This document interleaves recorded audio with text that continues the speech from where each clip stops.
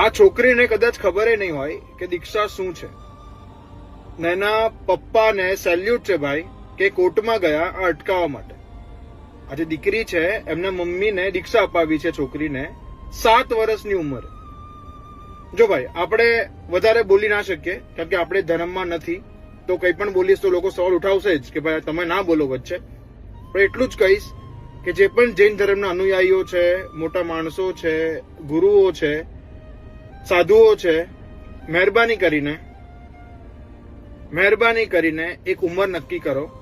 જેમ લાયસન્સ માટે ઉંમર હોય છે, વોટ આપવા માટે ઉંમર હોય છે, એમ તમારે જે ઉંમર નક્કી કરવી હોય પુખ્ત વયની 18 વર્ષ, 20 વર્ષ, 21 વર્ષ, એ મહેરબાની કરીને નક્કી કરો તો આવું બધું બંધ થાય.